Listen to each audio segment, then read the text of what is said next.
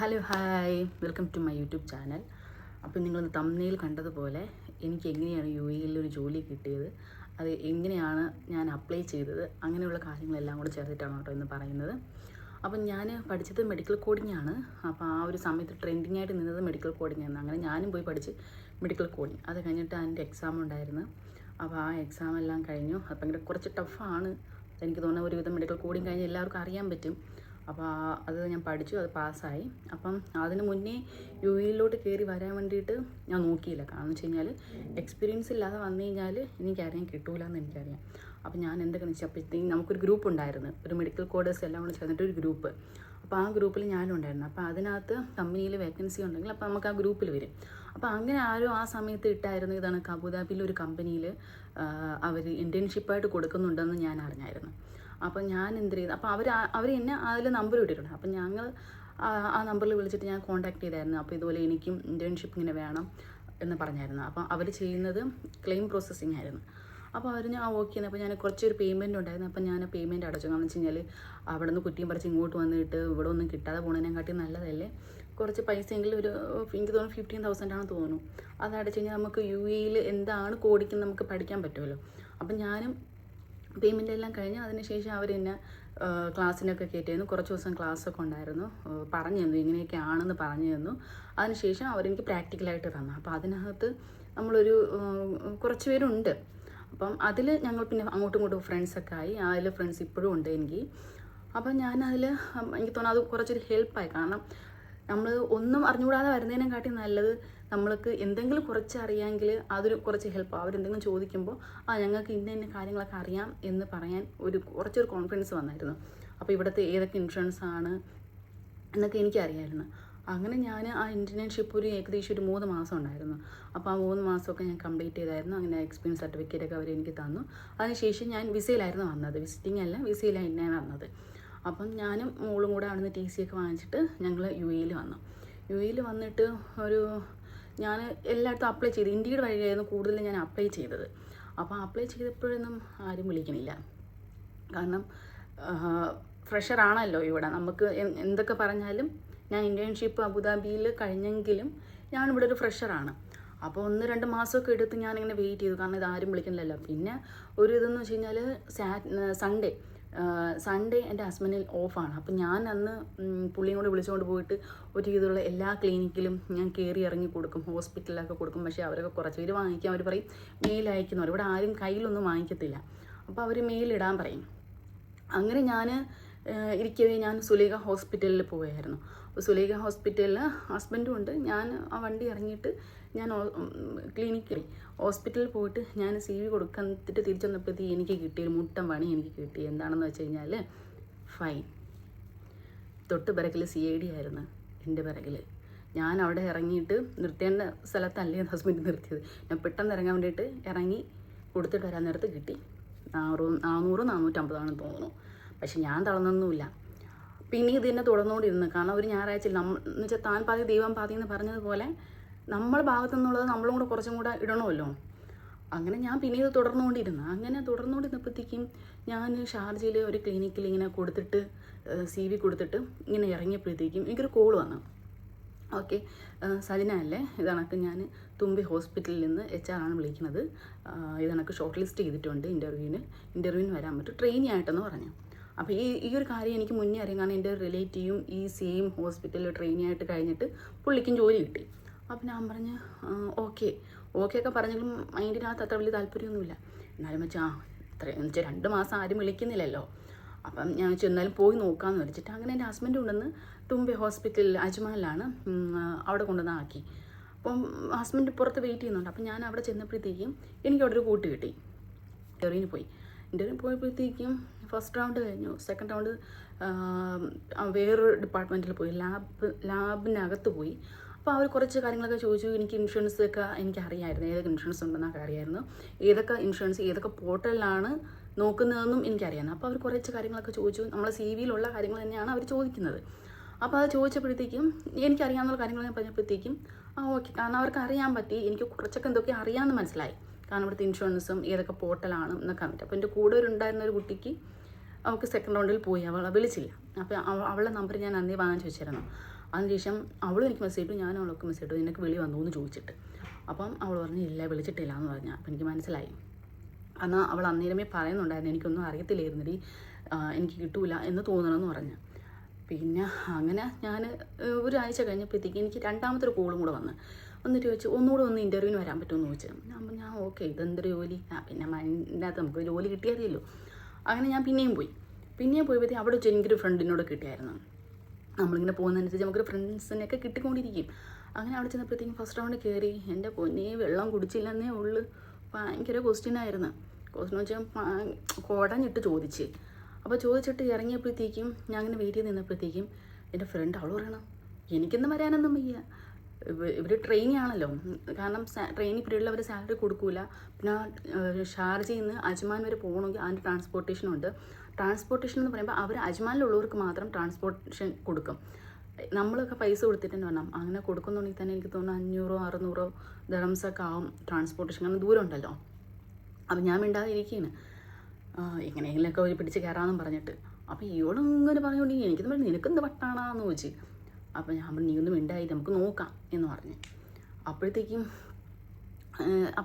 ഇവള് പോയി, ഇവൾക്ക് വേണ്ടാന്ന് പറഞ്ഞിട്ട് ഇവള് പോയി.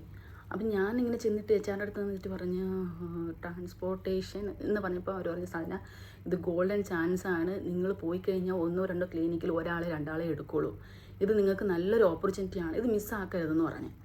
അപ്പം ഞാൻ പറഞ്ഞു ഓക്കെ മാം എന്ന് പറഞ്ഞിട്ട് ഞാൻ തിരിച്ച് വീട്ടിൽ വന്നപ്പോഴത്തേക്കും എനിക്ക് ഓഫർ ലെറ്റർ വന്നിട്ട് അവരെൻ്റെ അടുത്ത് പറഞ്ഞ് എല്ലാം അയച്ചു കൊടുക്കാൻ പറഞ്ഞു, ഡോക്യുമെൻറ്റ്സ് എല്ലാം അയച്ചു കൊടുക്കണമെന്ന് പറഞ്ഞു.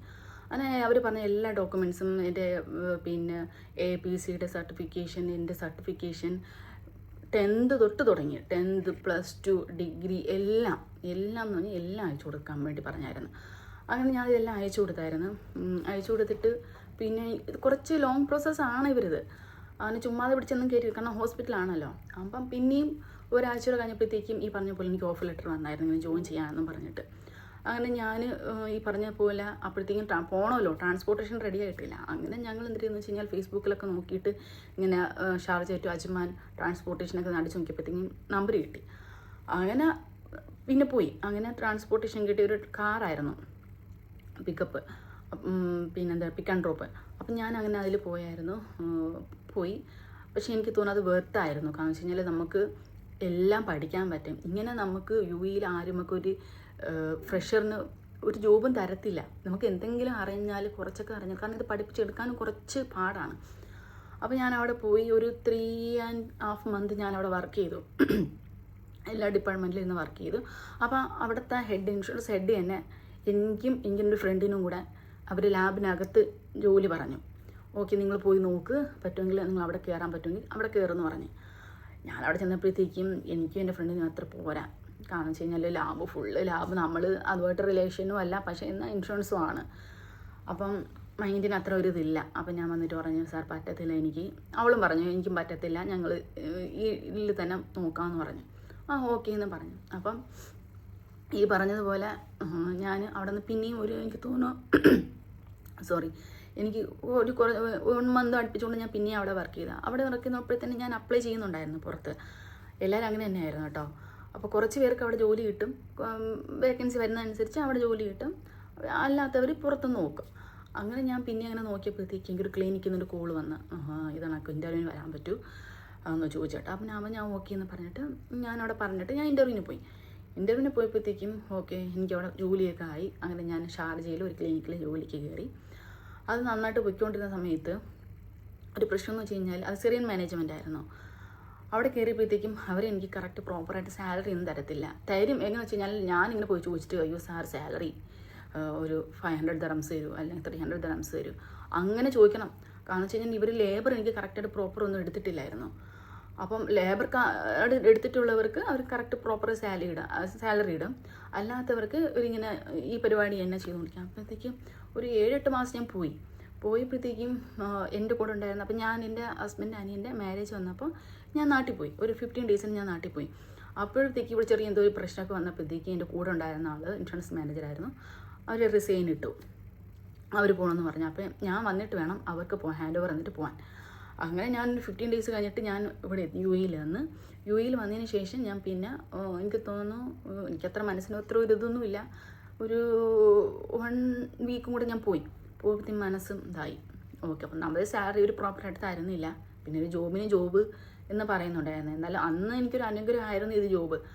അങ്ങനെ ഞാൻ റിസൈൻ ഇട്ട്, എനിക്കും പറ്റില്ല എന്ന് പറഞ്ഞിട്ട് ഞാൻ റിസൈൻ ഇട്ട്. അതിനുശേഷം ഞാൻ പിന്നെ ഈ പറഞ്ഞതുപോലെ ലിങ്ക്ഡിൻ നിന്നാണ് എനിക്ക് കൂടുതൽ വന്നത്.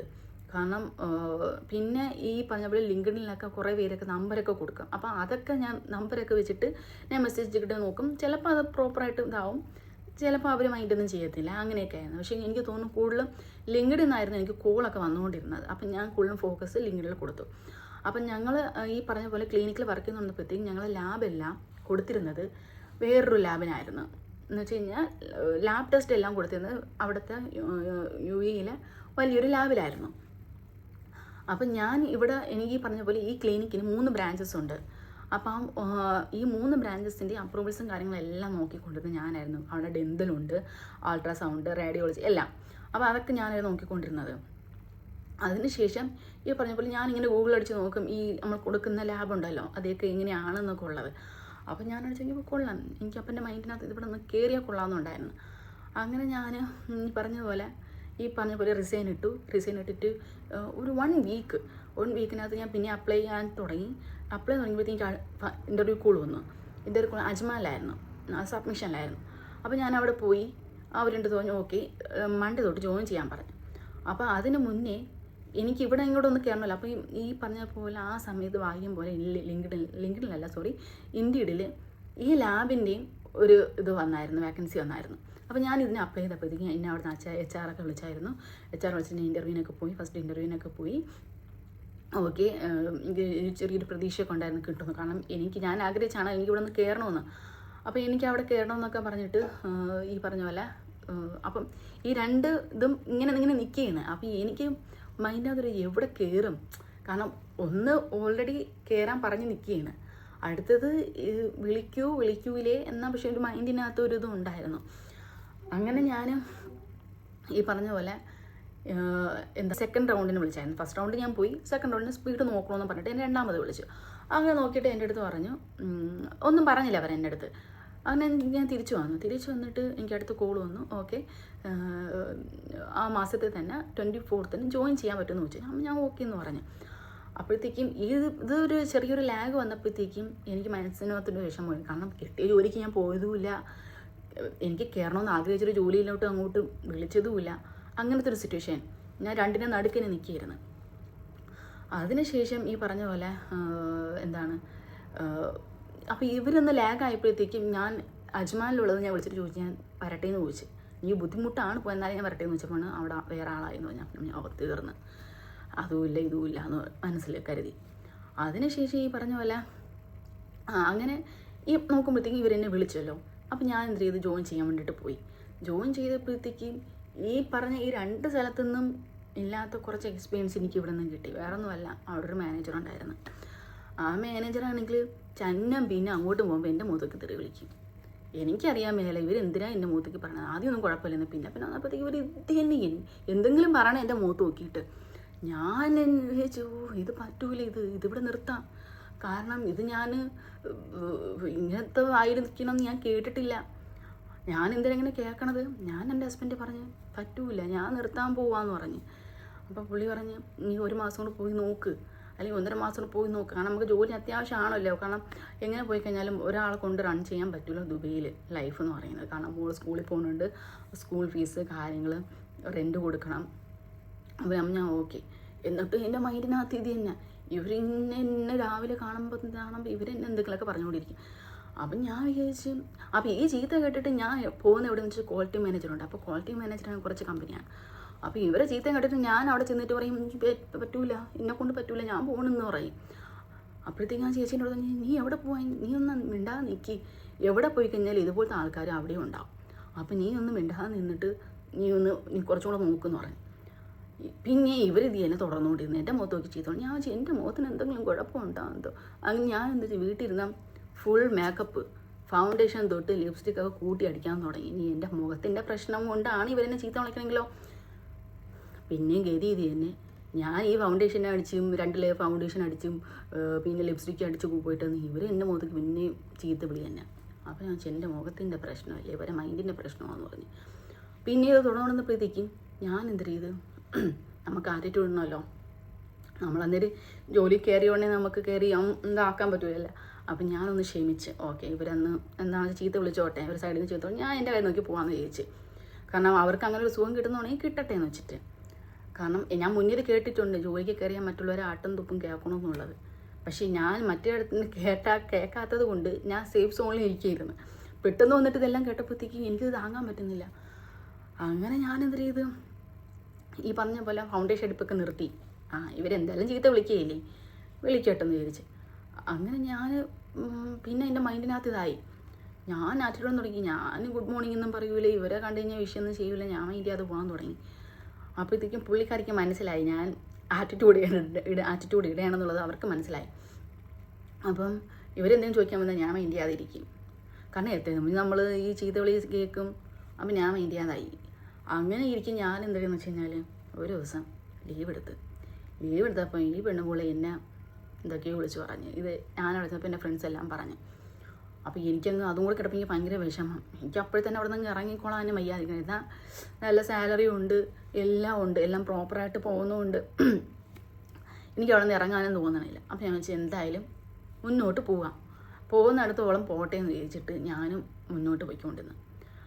അപ്പോൾ ചെന്ന് കയറിയ സമയത്ത് അവിടെ ഓഡിറ്റായിരുന്നു. ഓഡിറ്റ് നോക്കുമ്പോഴത്തേക്കും കൊള്ളാം. രാവിലെ ചായ, കടി, ഉച്ചയ്ക്ക് പറഞ്ഞ പോലെ ചോറ്, പിന്നെ വൈകുന്നേരം പിന്നെയും ചായയും കടിയും. കൊള്ളാം, നല്ല സ്ഥലത്താണ് വന്ന് കയറിയത്. സ്ഥിരം ഉണ്ടാവുമെന്ന് ഞാൻ വിചാരിച്ച്. 1 മാസം കഴിഞ്ഞ് ഓഡിറ്റൊക്കെ കഴിഞ്ഞപ്പോഴത്തേക്കും എല്ലാം തീർന്നു. പക്ഷേ എന്തായാലും മറ്റുള്ള കമ്പനിയെ കുറിച്ച് നോക്കുമ്പോഴത്തേക്കും നമുക്ക് ഫുഡും എല്ലാം നല്ല കമ്പനിയാണ് കേട്ടോ. ഞാൻ ഉള്ളത് പറയാമല്ലോ, നല്ല കമ്പനി. നമുക്ക് വർക്ക് ചെയ്യാനായി കഴിഞ്ഞാലും അവരെല്ലാം നല്ല ആൾക്കാരാണ്. ഈ ഒരു മാനേജർ ഒഴിച്ചിട്ട് ബാക്കി എല്ലാവരും നല്ല ആൾക്കാരാണ്. പിന്നെ എന്തിനാണ്, നമുക്കൊന്നും പേടിക്കാനില്ല. കൂടുതലും ഈ പറഞ്ഞ പോലെ തമിഴ്, മലയാളീസ് തന്നെയാണ് അതിനകത്ത്. പിന്നെ കുറച്ച് എല്ലാ രാജ്യക്കാരും ഉണ്ടെങ്കിലും കൂടുതൽ ഇവർ 2 തന്നെയാണ്. അപ്പോൾ എല്ലാവരുമായിട്ട് ഞാൻ കമ്പനിയൊക്കെ ആയി സെറ്റായി. അപ്പോഴത്തേക്കും കുറേ കഴിഞ്ഞപ്പോഴത്തേക്കും ഈ പറഞ്ഞ പോലെ ഈ പേര് പിന്നെന്തിനാണ് എന്നെയായിട്ട് കുറച്ച് അടുക്കാൻ തുടങ്ങി. അപ്പോൾ അതുവരെ ഞാൻ ഇവരുമായിട്ട് അങ്ങനെ വലിയ മിണ്ടാനും എടുക്കാനൊന്നും പോവില്ല. മാക്സിമം ഇവർ അടുത്തോട്ടേ പോവില്ല. ഇവരവിടെ ഉണ്ടെങ്കിൽ ഞാൻ ഇങ്ങോട്ടേ നിൽക്കുകയുള്ളൂ. ആ രീതിക്കായിരുന്നു. അങ്ങനെ ഞാൻ പിന്നെന്താണ് പതുക്കെ പയ്യെ പോകുന്നതനുസരിച്ചിട്ട് ഇവരെൻ്റെ അടുത്ത് മിണ്ടാനും എടുക്കാനൊക്കെ തുടങ്ങി. കൊള്ളാം, ഇവരെൻ്റെ അടുത്ത് പിന്നെ അടുക്കാനൊക്കെ തുടങ്ങി. പിന്നെ ഞാൻ ഭയങ്കര ബെസ്റ്റാണെന്നൊക്കെ പറഞ്ഞ് ആദ്യം വന്ന് കയറിയപ്പോൾ എന്നെ ചീത്ത വിളിച്ചെങ്കിലും പിന്നെ പോകാൻ നേരത്തെ ഈ പറഞ്ഞ പോലെ എൻ്റെ അടുത്ത് ഭയങ്കര കമ്പനിയും കാര്യങ്ങളൊക്കെ ആയി. എന്നെ ഭയങ്കരമൊക്കെ ഇഷ്ടമായി. പിന്നെ എന്തിനാണ് എനിക്ക് ഞാൻ പറയുന്ന ദിവസമൊക്കെ എനിക്ക് ഓഫും കാര്യങ്ങളൊക്കെ തരും. നമുക്ക് പറയാം, ഇന്ന ദിവസം വേണമെങ്കിൽ നമുക്ക് അങ്ങനെ പറയാം, അങ്ങനെയൊക്കെ. അപ്പോൾ അങ്ങനെയൊക്കെ വന്നപ്പോഴത്തേക്കും കൊള്ളാം, എല്ലാം ഓക്കെ ആയി പോയിക്കൊണ്ടിരുന്നപ്പോഴത്തേക്കും ചെറിയ പ്രശ്നം വന്നു. അവർ റിസൈനൊക്കെ ഇട്ട് അവർ പോയി. പക്ഷെ ഞാനിപ്പോഴും അവിടെ തന്നെ തുടർന്നുകൊണ്ടിരിക്കുന്നത്. അപ്പോൾ ഞാൻ പറഞ്ഞതെന്ന് വെച്ച് കഴിഞ്ഞാൽ, ഒരു മെഡിക്കൽ കോഡിങ് കഴിഞ്ഞ ഒരാൾ ഫ്രഷറായിട്ട് വന്നു കഴിഞ്ഞാൽ ജോലി കിട്ടാൻ ഭയങ്കര ബുദ്ധിമുട്ടാണ്. ആരും വിളിക്കത്തില്ല നമ്മളെ. അപ്പം നമ്മൾ എവിടെയെങ്കിലും ഇതുപോലെ കയറിയിട്ട് ട്രെയിനിയായിട്ട് കയറി നിൽക്കുകയാണ് ചെയ്യുന്നുണ്ടെങ്കിൽ നമുക്ക് കുറച്ചും കൂടെ നമുക്ക് വേക്കൻസി വരുമ്പോൾ നമുക്ക് അപ്ലൈ ചെയ്താൽ നമുക്ക് കുറച്ചും കൂടെ ഒരു പ്രിഫറൻസ് കിട്ടും. കാരണം നമുക്ക് എന്തെങ്കിലും കുറച്ച് അറിയാലോ എന്ന് വെച്ചിട്ട് നമുക്ക് പ്രിഫറൻസ് കിട്ടും. അപ്പം എല്ലാവരും ഈ പറഞ്ഞ പോലെ മെഡിക്കൽ കോഡിങ് പഠിച്ചിറങ്ങുമ്പോഴത്തേക്കും എല്ലാവരും പെട്ടെന്ന് ജോലി വേണം അങ്ങനെയൊക്കെ ആയിരുന്നു. അപ്പം നിങ്ങൾ അപ്ലൈ ചെയ്യുക, ലിങ്ക്ഡിനും ഇൻഡീഡും എല്ലാം അപ്ലൈ ചെയ്യുക. പിന്നെ ഈ പറഞ്ഞ പോലെ നമ്മളെ ഫെയ്ത്ത് എന്ന് പറയുന്നത് നമ്മൾ തലവര നേരെ ആണെന്നുണ്ടെങ്കിൽ നമ്മൾ ഈ പറഞ്ഞ പോലെ നമ്മൾ ക്ലിനിക്കിലൊക്കെ കൊണ്ട് കൊടുക്കുമ്പോൾ നമുക്ക് വേഗം കിട്ടും. എന്തായാലും എനിക്കിങ്ങനെയാണ് എൻ്റെ ഒരു എക്സ്പീരിയൻസ് എന്ന് പറയുന്നത്. ഒരു UAE വന്ന ഒരു എക്സ്പീരിയൻസ് എന്ന് പറയുന്നത്, ഒരു ജോബിൻ്റെ ഒരു എക്സ്പീരിയൻസ് എന്ന് പറയുന്നത് ഇതൊക്കെയാണ്.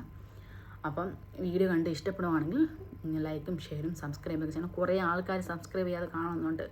പ്ലീസ് സബ്സ്ക്രൈബ് ചെയ്യണം.